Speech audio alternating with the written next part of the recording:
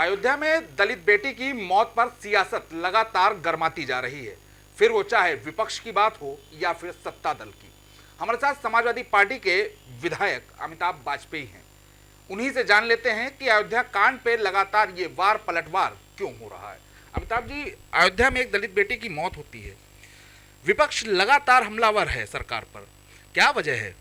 ये घटना बड़ी है और दुखद है और इस तरह की घटनाएं प्रदेश में लगातार हो रही हैं। हाथरस वाली घटना को लोग अभी भूले नहीं थे।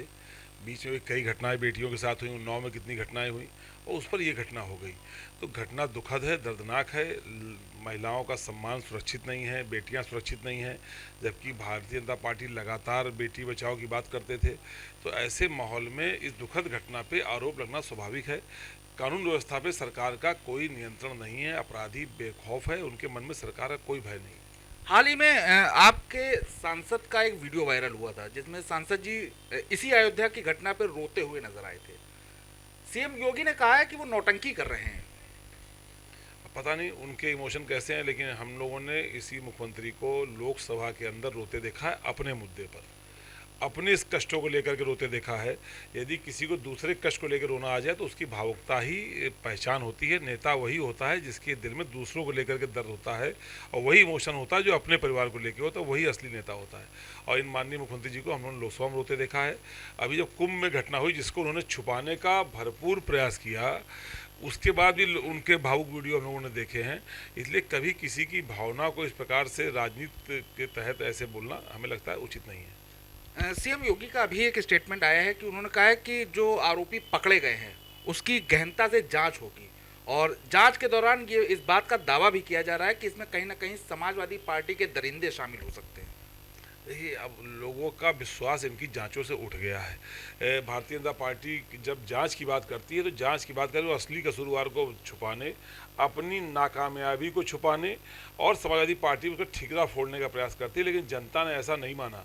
इसीलिए आप देखिए, लोकसभा के चुनाव में जब ये लोग आए, जनता ने इनको बताया कि तुम्हारी ये हरकत ठीक नहीं है। जनता ने इनको उत्तर प्रदेश के अंदर मेजॉरिटी नहीं दी। अगर ऐसी हरकतें जारी रखेंगे, किसी भी घटना को, दुखद घटना खासतौर पे हो जिसमें लोगों की जानें जा रही हों, लोगों की इज्जत जा रही हो, उसकी जांच तो निष्पक्ष होनी चाहिए। पर लोगों को भारतीय जनता पार्टी की निष्पक्षता पे अब संदेह है। जब ये कहते हैं कि जांच करेंगे तो लोग ये समझ जाते हैं कि इसमें कहीं ना कहीं कोई एंगल घुमा करके ये अपनी नाकामयाबी को कामयाबी करार देंगे और विपक्ष पे ठिकरा फोटेंगे। जबकि अपराधी की ना कोई जात होती है, ना अपराधी कोई धर्म होता, ना अपराधी कोई पार्टी होती है। अपराधी अपराधी होता है। सही ढंग से जांच होकर, निष्पक्ष जांच होकर अपराधी को कठोर सजा दिलानी चाहिए और इसमें सभी दल साथ हैं। लेकिन ये ऐसी जघन्य घटनाओं में भी अगर राजनीति ढूंढते हैं तो निश्चित रूप से ये चिंता का और शर्म का विषय है। लगातार इस तरीके का दावा, इससे पहले चुनाव होते थे तो सीट कितनी पाएंगे इस बात का भी दावा कर देते थे। अब जो आरोपी पकड़ा गया है उसके लिए भी दावा किया जा रहा है कि समाजवादी पार्टी के लोग हो सकते हैं। तो दावे लगातार किस तरीके के करते जा रहे हैं? ये अहंकार जब हद से बढ़ता है तो ऐसा ही होता है। सत्ता में लगातार रहने का उनका अहंकार बढ़ गया है। उनको लगता है लोग जातियों धर्मों में बटे रहेंगे, हमको वोट करते रहेंगे, हमें किसी काम की ज़रूरत नहीं है। जब अहंकार का चरम रूप है कि अपने को ईश्वर का स्वरूप समझ लेना, वो अपने को अंतर्यामी मान रहे हैं, अपने आप को ईश्वर स्वरूप मान रहे हैं। और अगर इतने ही अंतर्यामी हैं तो घटनाओं को रोक क्यों नहीं लेते? घटनाओं के पहले से क्यों नहीं जान लेते कि घटना कौन करने वाला है, कहाँ करने वाला है? अंतर्यामी हो तो उसके शक्तियों का उपयोग करें। अंतर्यामी हो तो बड़े बड़े अपराधियों को ढूंढ के लाएं। अंतर्यामी हो जो काला धन लेकर के विदेश भागे उनको ढूंढ करके ले आवें। ये अपने को ईश्वर समझने का अहंकार कर बैठे हैं। लेकिन हर चीज़ का पतन होता है और जल्दी हमें उम्मीद है जनता की अदालत में आएंगे तो इनका भी पतन निश्चित होगा। महाकुंभ को लेकर बड़ा घमासान छिड़ा हुआ है, मौतों के आंकड़ों पर भी बात हो रही है, लेकिन आंकड़े सामने नहीं आ पा रहे हैं। सरकार क्यों नहीं आंकड़े जारी कर रही? हमारे राष्ट्रीय जी ने आंकड़े ही तो मांगे हैं। आंकड़े तुरंत जारी होने चाहिए थे। कोई रेल दुर्घटना होती तत्काल एक हेल्पलाइन नंबर जारी होता है, तत्काल जो भी सूचना होती है उसमें जारी करना शुरू कर देते हैं। इतनी बड़ी दुर्घटना हुई जिसमें अब हम लोग कोई आंकड़ा बोलेंगे तो वो ठीक नहीं दिखाई पड़ेगा, क्योंकि हम घटना की भयावहता को बढ़ा चढ़ा के नहीं पेश करना चाहते। पर यह सच है कि घटना को छुपाने का भरसक प्रयास हुआ। जब तक प्रधानमंत्री जी ने ट्वीट नहीं कर दिया, मौतों को लेकर अफसोस से जता दिया, तब तक मुख्यमंत्री जी ने घटना को लेकर बताया ही नहीं कि मौतें भी हुई हैं। आंकड़ों को लेकर आज भी लोग अपने परिजनों की लाशों को ढूंढते घूम रहे हैं। कहीं सोशल मीडिया पे देखा है गाड़ियां लावारिस खड़ी हैं, कई जगह भगदड़ के जो सामान छूटा है उसको ट्रॉलियों से उठा के ले गए, कहीं जेसीबी से दबाया गया है। तो कहीं ना कहीं लगता है कि घटना बड़ी है। आंकड़े क्या हैं ये तो सरकार को स्पष्ट करना चाहिए ना, क्या आंकड़े हैं। कोई हेल्पलाइन नंबर जारी करना चाहिए था, कोई खोए हुए लोगों की सूची जारी करनी चाहिए थी। सरकार इस पर आंकड़ों को छुपाने का प्रयास करे, इसलिए इस तरह की बातें लगातार उठ रही हैं। सीएम योगी ने कहा है कि सपा कांग्रेस पहले ही दिन से महाकुंभ को लेकर विरोध कर रही थी, कहीं ना कहीं गलतफहमियां फैला रही थी, और जिस तरीके का चरित्र वो बता रहे हैं, वो उनका कहना है कि ये सनातन विरोधी चरित्र वाले लोग हैं।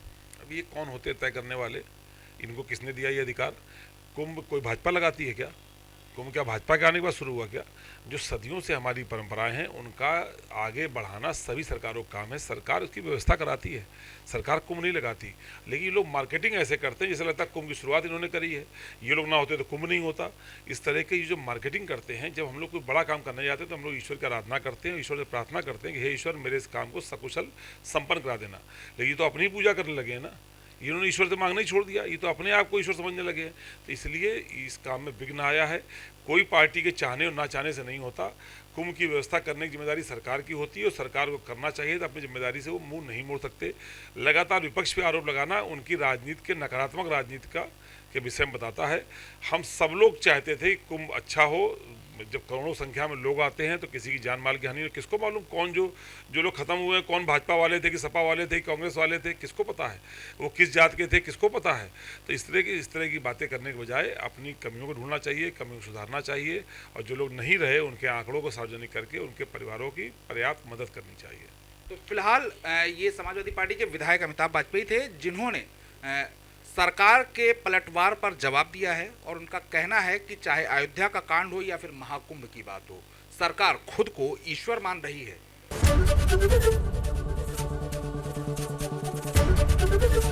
एबीपी गंगा, खबर आपकी, जुबान आपकी।